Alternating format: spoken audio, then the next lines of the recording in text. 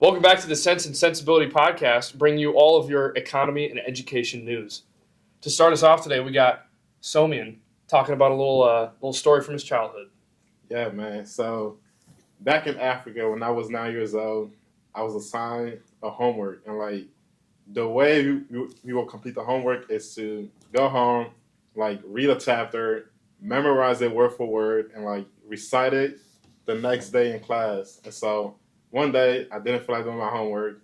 I didn't memorize the chapter. I came to class. I failed to recite it, and like two students, one would hold my arm, the other would hold my legs, and like the teacher would take a stick, and, like beat me as a punishment for not doing my homework. And like their way of teaching and education in Africa is by like making people memorize paragraphs and recite it. How do you feel about that? Where is this in Africa? West Africa, a country called Ivory Coast. Oh, okay. Ivory Coast, okay. Coast, nice.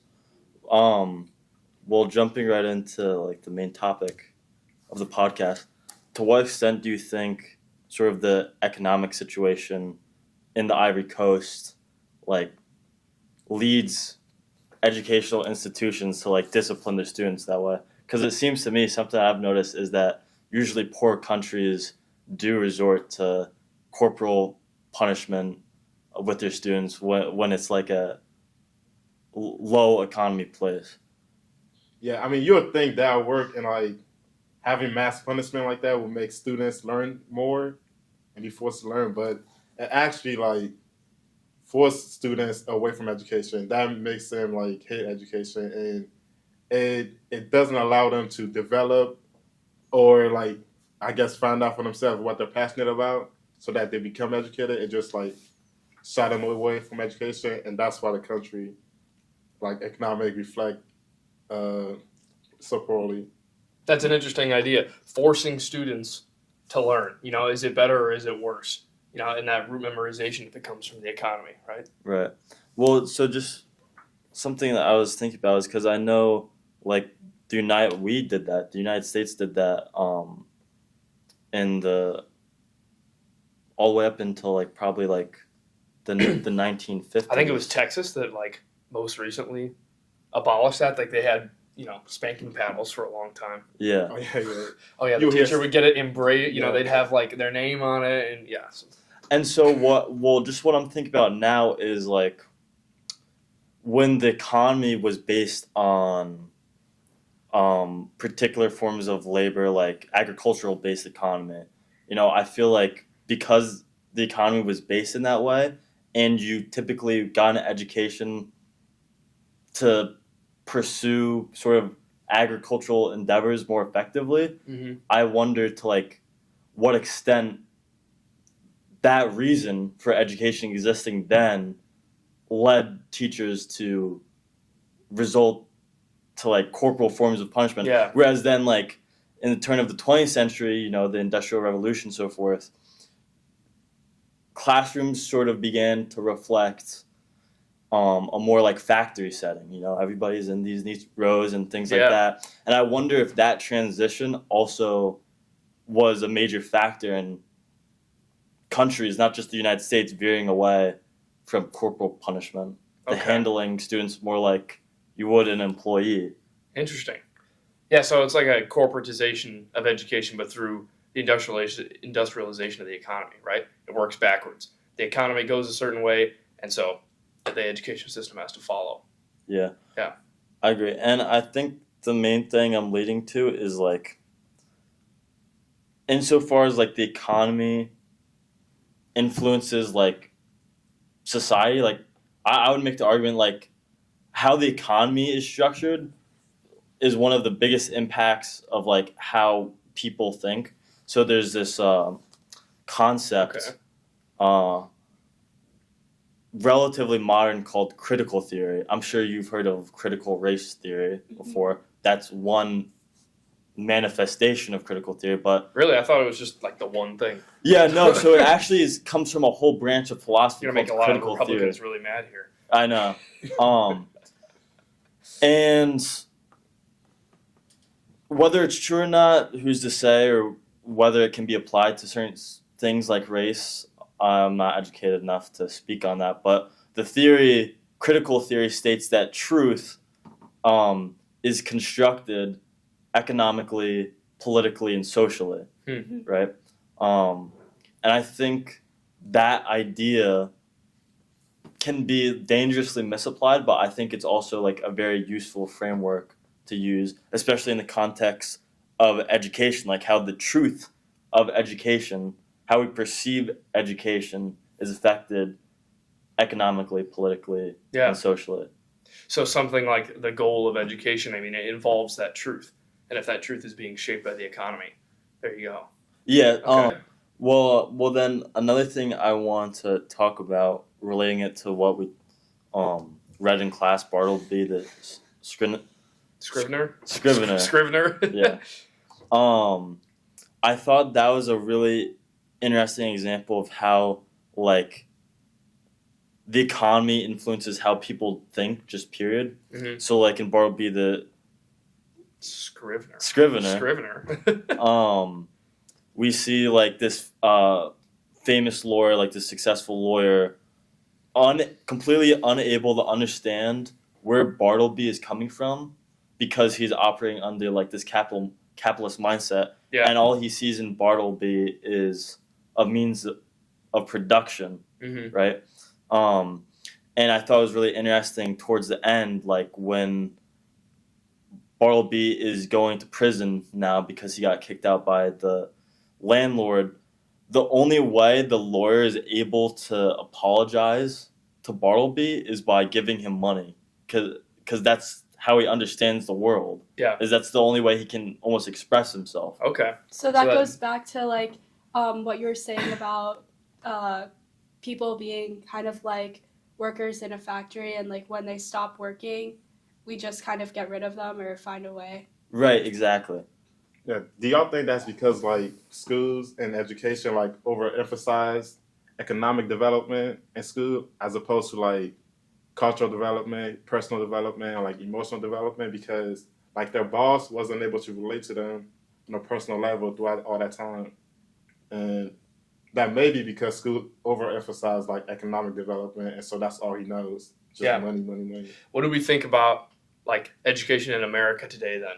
Do we think that it's driven by the economy, or do you think it's, more akin to the academia idealistic idea of like, it's all about just pure education and learning for the well-being of humanity? I think that education in America is driven by the economy. Okay.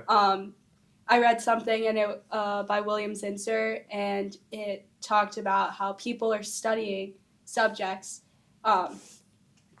like pre-med, pre-law, and those are called like pre-rich paths. Oh, yeah. So they're choosing these paths because they're like, oh, eventually I'm going to make money, I'm going to be successful, but does going those paths necessarily lead to success? That's what the major question is. But more and more people are having these thoughts about those paths and subjects. Yeah. And interesting, those paths don't stay the same. I just read something in the Wall Street Journal the other week about how accountants there's not enough accounting jobs. So all these people for, the early 2000s or into the 2010s, they're getting these accounting degrees because they see these massive salary tags at the end of the line, right? Mm-hmm. And people get all these degrees and it keeps going. And now there's too many accountants, or technology is replacing accountants, right? So these jobs are changing, but it's getting altered by the economy, which is making that's and another the argument. Cost of like getting going to med school and getting a law degree, those are like increasing, and the actual salaries that people are making in these positions is decreasing. So is the cost worth it if you're not passionate about it? Yeah.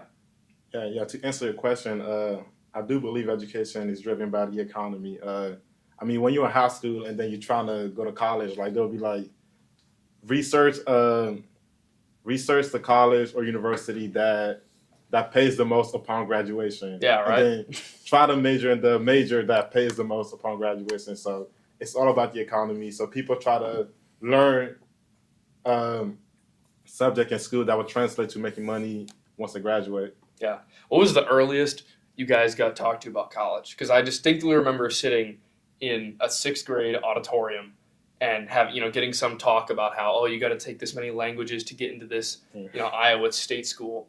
Like, what was the earliest that you guys heard about that? I would also say like middle school, and like watching my brother go through the process. It was my oldest brother. It was just always on my mind, and even throughout high school, like everything that I did, I feel like was related to like my future. So that's a good and point. Getting to where I wanted to be, getting into the college that I wanted to get into. So.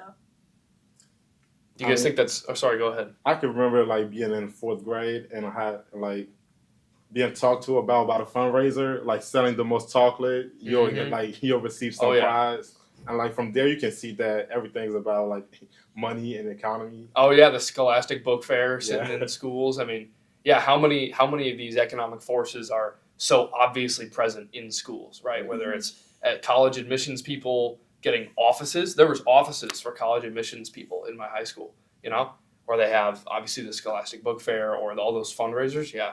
Yeah, like for the fundraisers, like they would teach you to be persuasive, which is education, but like for the sole purpose of like being persuasive enough to sell those candy bars to make money. So that's interesting. Shakib, what do you think that teaches kids? I mean, you got all these like economic forces, whether it's the economy or it's these maybe even just good-natured or good-intentioned administrators and teachers. What does this do to kids as they go into the upper high school grades and into college and the workforce? Well, I think there's certain things that are good about it and certain things that are bad about it. So one thing that I think is good is that it gets kids acquainted with some aspects of the adult world early on and makes them more forward thinking. Like, if I do this and that, then I'll get this and that result, supposedly. I think, however, what's very common is that it's taken in excess, and a lot of kids will overexert themselves or over-dedicate themselves or be overly competitive for some theoretical future goal that is oftentimes like pretty illusory. Like they associate themselves and their happiness with that future goal so heavily that they remove happiness from the present and put it as something that's constantly in the future. Happiness is a state to be attained in a future that never comes to the present moment. I think that's like a big problem with capitalism in general, is that sometimes it preys on individuals' worst instincts and forces them to do things that aren't necessarily healthy, forces them to compete in ways that aren't healthy instead of collaborate, which I think, at least in the United States, is something that we desperately need. And so it's funny, you see how like these thought processes like manifest themselves into society over time. In ways that cause like pretty devastating problems. It seems very transactional, right? I like what you said at the beginning, where it's like, oh, if I do this, then I'll get that. And so now we have people going into the workforce who say, oh, if I get this job, I should get this salary, right? And it's not tailored to where they're living, what kind of, cash flow they actually need to live a happy life in where they're at. Right. And it ties their like sense of self-worth to like what they can produce. And we already know like why that is like extremely problematic in a lot of ways that has already played itself out like repeatedly through history. And do you think like these people are ever really satisfied? Well, again, so satisfaction is something that only comes in the present moment, but they have internalized this idea that satisfaction is something only in the future. So they don't realize that they're chasing satisfaction constantly that's in the future. So they're in an eternal state of dissatisfaction. I'll play the devil advocate here. You said that people basing their self-worth off of what they can produce is a bad thing. What does that do if we have a bunch of people who are just, happy-go-lucky, having a good time, but they don't produce anything? Right. If that's not a priority in the economy. Do you guys have any thoughts on that? So, I mean, it's a really good question. Obviously, we're constrained by reality at the present moment. Maybe in the future we'll have like a post-scarcity economy where everybody has enough of everything. Yeah. Because we're able to produce so much that it's not really a problem anymore to give people things essentially for free. Yeah. That's what a post-scarcity economy is. But in the present moment, yeah, we do need to produce things. Mm-hmm. And the question of, I feel like it's sort of like a bit of a straw man to say that like it has to be one or the other. Yeah. I think just acknowledging that there's problematic aspects of that framework of thinking, associating your self-worth with what you can produce, just knowing that that's problematic is already a step in the right direction. Mm-hmm. It doesn't mean don't produce anything, but maybe there needs to be like a balance. Like Yeah. a lot of people are headed towards like an extreme of like associating their self-worth with what they produce. But if there's more of like a balance of like, no, there's not all these people that are doing nothing but happy, but like somewhere in the middle, I think is where you're getting at.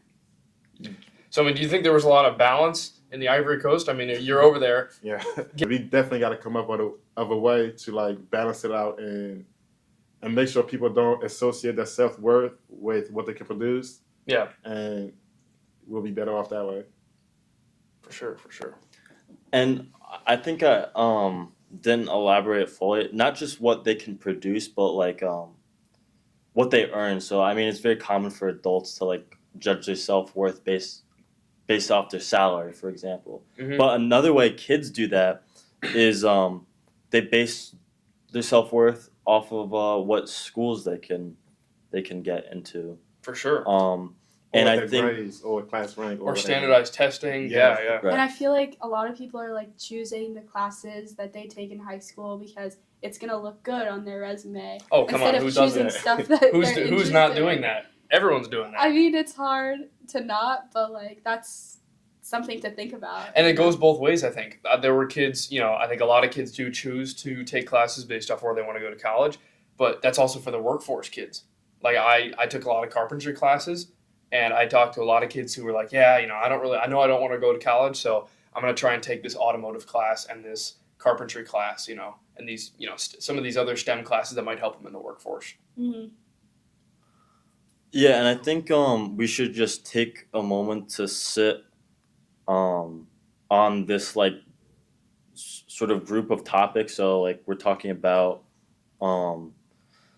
admissions practices with like standardized testing, and also like admission practices themselves, like how people review who to let in or not let in to college, and sort of like this idea of like grades based and like product based educational pedagogy, and how that all relates to like this mindset that the economy creates. Yeah. So let's talk a little bit more Hold about. on. So for some of us smooth-brained individuals, what does pedagogy mean? So pedagogy is sort of like the just approach to education you're taking. So a product-based pedagogy says that we're measuring your learning based off of the things that you're producing. So Okay. But not necessarily the content of those things, Mhm. So one problem when it comes to measuring things, especially when it's with people, is that people will adjust their behavior to maximize, that particular measurement. Or whatever's valued in the society. Yeah. Right. But that particular measurement might not be perfectly in line with learning per se. So you'll have kids that will write essays with ChatGPT because the point isn't to learn anymore. The point is to produce an essay. Yeah. Right. Mm-hmm. And so you can see how that has the same flavor of like this general capitalist mindset to produce, and the sort of alienation from the product that Marx talked about. Like the individual to like what they're producing, how they slowly get more alienated from it over time. Okay. So Ava, I know you know how to talk. You talk about colleges, and how do you think this product-based pedagogy plays into kids' decision making when it comes to college or while they're in college? Mhm. Well, I first want to talk about like kids in high school with the product-based pedagogy. I feel like people are constantly taking these shortcuts on assignments just to get it done for the grade.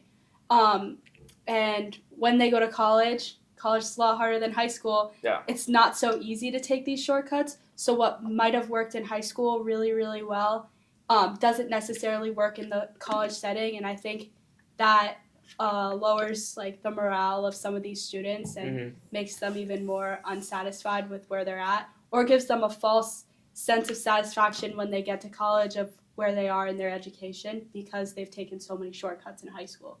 Yeah. And to throw something, it's kind of out of left field, but Plato's the allegory of the cave when he talks about they try and bring these people out of the cave, and they've been staring at this fire forever, and they don't like it. They want to go back, right? They don't like it. And so when you take this society that's built on, Shakib says this this capitalist idea, and maybe you try and pull them out of it, right? You maybe try and push them into a more Eastern way of thinking. It's like, hey, let's do education for the sake of education, or not everything's about money, not everything's about having a job. Then some people might become resentful for that, which could create difficulties. Mm-hmm. Yeah. Can you just reiterate that one more time? That last part that you said, I've just had trouble understanding. So what I'm trying to say is, like, if you have all these people, let's like America, right, where we grow up in this capitalist kind of mindset, and we say, money's the point, or like, money is the goal, right, or producing is the goal. That product-based pedagogy that creates the economy that we're in. I think if you try and push people out of that, and maybe if you try and change it, right, and you're like, hey, maybe we should not be focusing so much on the money, maybe we should be focusing on having joy or having families, something like that, right? And people might be adverse to that. They might not want to. So what would you do to like stop this trend that we're headed towards? Well, I don't know what I would do. Scott, what would you do? Towards what are we going towards again? Stopping like the trend of the negative parts of the economy driving our educational system. So what he was just saying is how people are so used to what we have that when we try to introduce them to learning for joy, not necessarily to produce a product, that they don't like that and that they're resentful of that. Yeah, we just gotta find out what people are passionate about. I mean, once you're passionate about something, it's easy to teach it to people. I mean, I went to Montreal, Canada, and like the official language in Canada is English, right? But in Montreal, it's mostly French. And like I would ask people, why do they learn French? Is it being taught in school? They would say yes. And they would say like French is what's being used in like businesses. So they learn French because that's where the money's at. So yeah, if they're really passionate about learning English, they will learn English as well as French. But to teach for the sake of teaching, you just gotta find out what people are passionate about and like teach that.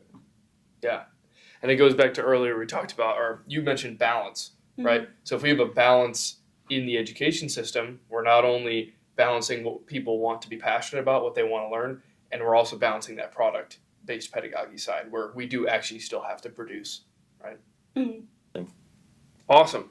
Well, that's about enough time for today. Thank you for tuning in for the Sense and Sensibility podcast, sponsored by Company Athletics.